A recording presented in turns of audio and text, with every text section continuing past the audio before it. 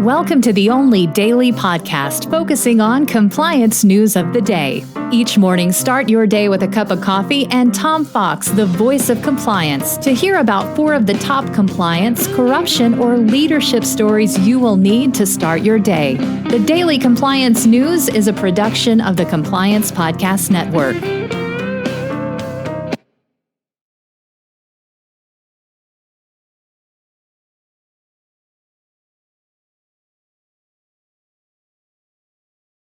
The Daily Compliance News for October 4, 2021, the Facebook Whistleblower edition. And we begin with that story from the Wall Street Journal.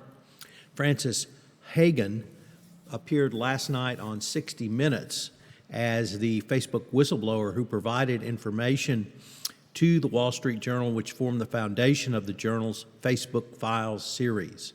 Her appearance on 60 Minutes certainly trumpeted her entry into the public arena. I have to say, extraordinarily courageous on her part.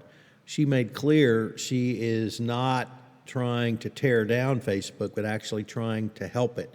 She identified the specific issue which was reported in the journal, which led to the increase in hate groups using Facebook, leading, of course, to the January 6th insurrection. So very powerful appearance on 60 Minutes. The report today from the Wall Street Journal details that. I would urge you to, if you can, watch the 60 Minutes, read the journal article, and there's even the Facebook Files podcast from the Wall Street Journal. Next up, the National Women's Soccer League is in complete turmoil after a series of events where a coach was accused of sexually coercing players at Portland and then had the report buried by the soccer league board and president. And that all came out last week, and now the National Women's Soccer League has hired Covington and Burling to thoroughly investigate this matter. So we've had lots of resignations from the soccer league, National Women's Soccer League, and I suspect it's only going to get worse.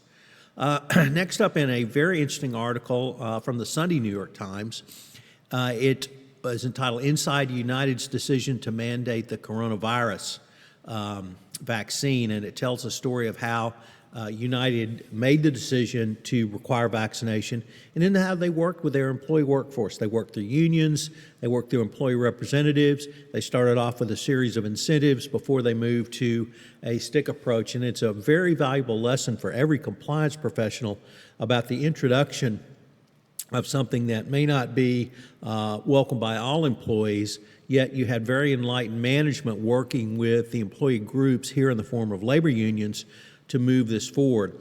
And I think it's a really great lesson that every compliance practitioner should utilize about rolling out a new process, is to engage with employees and to work with them to incentivize them to change their behavior. So kudos to United, who now has over 99.5% vaccination rate. And our final story is our friend Ozzy, the media company. Well, they are folding. After literally 1 week after Ben Smith broke the story of the fraud at Ozzy and the leaving of their top journalist, Katty Kay, the resignation of the chairman of the board, the pullout of investors, well, now Ozzy is folding. We're going to be following this a lot more on some other podcasts, so it's going to provide some great lessons for the compliance professional going forward. The Daily Compliance News is a production of the Compliance Podcast Network and a proud member of C-Suite Radio. Thanks so much for listening. I hope you'll join me again tomorrow. This podcast is a part of the C-Suite Radio Network. For more top business podcasts, visit c-suiteradio.com.